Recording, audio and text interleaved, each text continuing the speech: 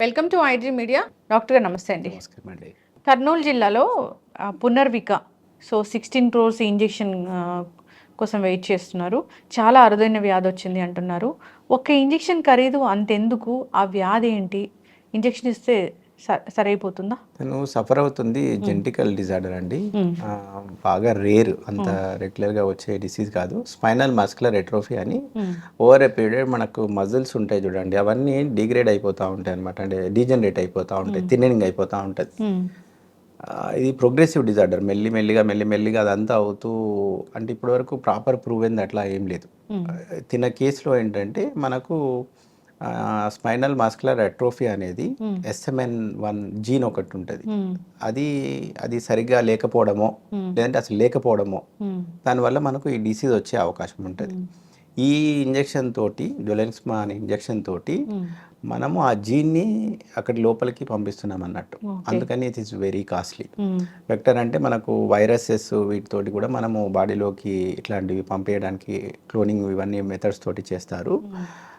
So ఏదైతే మనము jeans లేదు అని అనుకుంటున్న జీన్ని త్రూ ఈ వెక్టర్ నుంచి మనము బాడీలోకి పంపేయడానికి ప్రయత్నం చేయడం. As it is a gene ఇదంతా లెవెల్లో కాబట్టి that price is very high. But it is very progressive disorder madam. అంటే మనకు ఇచ్చిన తర్వాత కూడా ఎట్లా ఉంటుంది ఏంటిది అన్నది కూడా మనము వెయిట్ చేసి చూడాల్సి ఉంటుంది. కానీ డిసీజ్ ఈజ్ వెరీ సివియర్. ఈ చిన్న పిల్లల్లోనే వస్తుందా ఇది? దీంట్లో మళ్ళీ వేరియేషన్స్ ఉన్నాయి. SMA దాంట్లో కూడా వేరియేషన్, అడల్ట్స్లో కూడా వచ్చి లేట్ ఆన్సెట్లో కూడా రావడము. కొంతమందికి దీంట్లో కూడా వేరే రకాల స్పైనల్ మస్కులర్ అట్రోఫీ కాకుండా షోల్డర్స్ గడ్డిల్ వరకే, ఓన్లీ పైన బాడీ వరకే ఆ వీక్నెస్ ఉండడము, ఇవన్నీ కూడా ఉంటాయి. చాలా టైప్స్ అనుకోండి. MND అంటే మజిల్స్కి సంబంధించినవి. మనకు తెలిసిన వరకు అన్ని నరాల వాళ్ళకే, మనకు ఇప్పుడు చేతిలో కాల్లో సరిగ్గా ఎత్తట్లేదు ఇట్లా ఉందనుకుంటే మనకు నరాలు స్ట్రోక్ వచ్చిందన్న the next level, last level పైనుంచి నరాలుకి లాస్ట్లో ఉండేటి మనకు మజిల్స్. ఈ మజిల్స్ కూడా సరిగ్గా పనిచేయలేవు అనుకోండి, మనకు పుట్టుకతోటే ఈ మజిల్స్ ప్రొడక్షన్ ఇదంతా అవ్వాల్సిన ప్రాసెస్ సరిగ్గా అవ్వలేదు అనుకోండి, అప్పుడు మెల్లిమెల్లిగా అది డీజనరేట్ అయిపోతూ ఉంటుంది. అదర్ థింగ్ ఏంటంటే ఇప్పుడు మనము ఏదైతే డీజనరేట్ అవుతుందో దాన్ని యూజ్ చేయకపోవడం వల్ల ఇంకా ప్రోగ్రెసివ్ ఈ మజిల్ అనేది డీజనరేట్ అయిపోతుంది. అసలు పెరగదండి, పెరగదు, తగ్గిపోతుంటాయి, సన్నగా అయిపోతూ ఉంటుంది. ఇప్పుడు మీరు బ్రెయిన్ స్కాన్ చూసిన దాంట్లో వయసు ఎక్కువ ఉన్న వాళ్ళు 60 years, దాంట్లో 70 yearsలో చూస్తే బ్రెయిన్ చిన్నగా ఉంది, atrophy. That is age related changes. Age రిలేటెడ్లో మనకి ఏదైతే స్కిన్ కానీ ఇవన్నీ డౌన్ అయిపోతుంటాయి కదా, అట్లా మజిల్స్ డీజనరేట్ అయిపోతూ ఉంటాయి. Degenerate disease are very critical. నరాల గురించి వస్తే మాత్రం మనకు ఇదొకటి ప్రూవెన్ థెరపీ అట్లాంటిది అయితే ఎక్కడా లేదు. దిస్ ఈజ్ క్లియర్గా ఒక జీన్ లేదు, ఆ జీన్ని మనము రీప్లేస్ చేయడానికి ట్రై చేస్తున్నాం. ఇట్లాంటి దానికి ఆ వెక్టర్ ఇచ్చేటప్పుడు కూడా దానికి సంబంధించిన యాంటీబాడీస్ ఉన్నాయా లేవా అని ఒకసారి టెస్ట్ చేసుకొని ఎస్ లేవు అని అన్నప్పుడు అప్పుడు మనకు ఆ ఇంజెక్షన్ ఇస్తారు. ఇప్పుడు ఈ చిన్న పాపలో వచ్చిన ఇది మనం ముందుగానే కనిపెట్టొచ్చా? ముందుగానంటే మనకు ఇదేం రొటీన్లో లేదు. ఇప్పుడు మీరు if you take in corporate లెవెల్లో పిల్లలు దాంట్లో ఉన్నారనుకోండి, ముందే వాళ్ళు జెనెటిక్ అనాలిసిస్ చేసేస్తున్నారు. రొటీన్గా మెటబాలిక్ డిజార్డర్స్ ఏమైనా ఉన్నాయా లేదా అని చేసేసేస్తారు. పుట్టిన తర్వాత, పుట్టక ముందు కాదు, పుట్టిన తర్వాత మనము ఇమ్మీడియట్గానే కొన్ని టెస్టులు చేసేసుకొని ఎస్ ఏమీ లేదు అన్నట్టు చేసేస్తున్నారు. అంటే మనం ముందే కనుక్కోగలుగుతాం అన్నవి. ఇప్పుడు ఈ స్పైనల్ మస్కులర్ అట్రోఫీ అనేది స్పెసిఫిక్ ఎంటిటీ, ఇదేమి అందరికీ రొటీన్గా వచ్చేది ఇది కాదు. అండ్ దీని నంబర్ కూడా ఎక్కువ కాదనమాట, అందరి దాంట్లో చూసేది కాదు. కాబట్టి అంటిల్ అదర్వైజ్ పేషెంట్కి అట్లాంటి ఆ వీక్నెస్ లేదు, మజిల్ గ్రోత్ అవ్వట్లేదు, థిన్నింగ్ అవుతుంది అన్న కేసెస్లోనే మనము టెస్టింగ్ చేస్తాము. అప్పుడు పాజిటివిటీ వస్తే అప్పుడు ఇన్వెస్టిగేషన్, ట్రీట్మెంట్. బట్ దిస్ తప్పించి వేరే ఏదైతే ట్రీట్మెంట్స్ ఉన్నాయో దేనికి కూడా 100% ఇచ్చాక నార్మల్ అయిపోతారు అట్లాంటిది ప్రూవెన్ థెరపీ క్లియర్ కట్గా అయితే లేదు.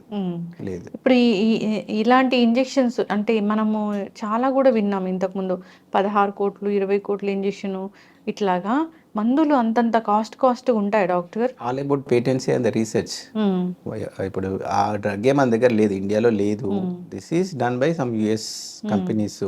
వాళ్ళు రీసెర్చ్ అదంతా చేసి and they are producing that single drug.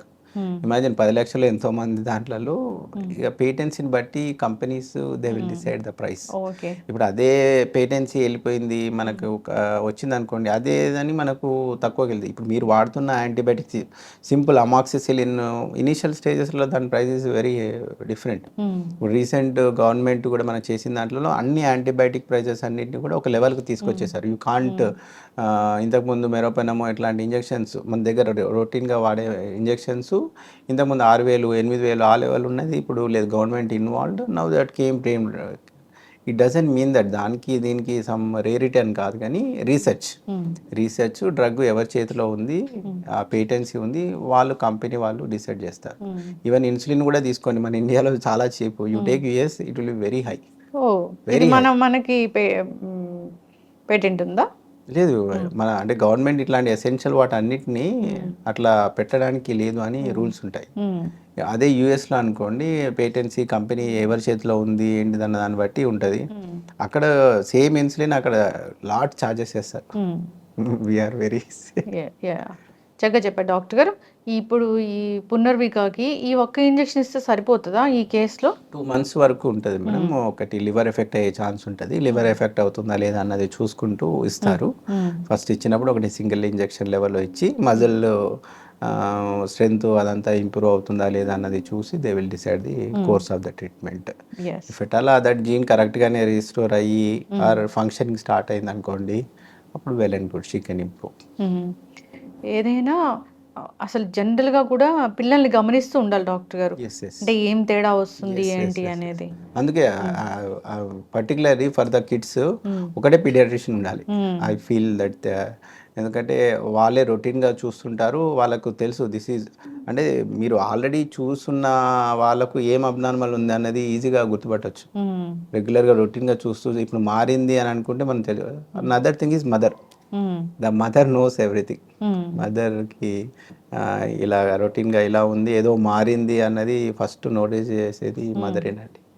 కొంతమంది పిల్లలు జనరల్గానే పక్కగా ఉంటారు కదా డాక్టర్ గారు. అంటే genetics, you take me also. నేను చిన్నప్పుడు మేము చూసుంటేనా యూ వోంట్ బిలీవ్. అంటే this is my genetic. My father కానీ మై గ్రాండ్ ఫాదర్ వాళ్ళంతా లీన్ పర్సనాలిటీ, జెనెటికల్. అలా కాకుండా అంటే ఇక న్యూట్రిషనల్ డెఫిషియన్సీస్. ఇప్పుడు మనకు ప్రోటీన్స్ ఇవన్నీ బాగా రిచ్గా దొరుకుతున్నాయి, కానీ if you go back 80s అట్లా ఉందనుకోండి, మన అందరికీ ప్రోటీన్ డెఫిషియన్సీ. అందుకని మన గవర్నమెంట్ పప్పులు, పీస్ అవన్నిటిని కూడా డిస్ట్రిబ్యూషన్ అదంతా పెట్టి మన దాంట్లో ప్రోటీన్ అంతా ఇంక్రీజ్ చేసింది. ఏదేమైనా కానీ పునర్విక తను హెల్దీగా ఉండాలి. 16 కోట్ల ఇంజెక్షన్ తనకి అందాలి, తను హెల్దీగా ఉండాలని కోరుకుందాం. ఇలాంటి రేర్ డిసీజెస్ ఉంటాయి, వీటిని ముందుగానే ఐడెంటిఫై చేస్తే టెస్టులు ఉంటే బాగుంటుంది. సో ముందుగా ఐడెంటిఫై చేస్తే ట్రీట్మెంట్ అనేది ఈజీ అయిపోతుందా? అన్నిటికీ లేదు అంటున్నాను, అదే అంటున్నాను. అన్ని డిసీజ్కి మీరు ముందు కనుక్కున్నంత మాత్రాన్ని కాదు, కానీ మనకు అవుట్కమ్ తెలుస్తుంది.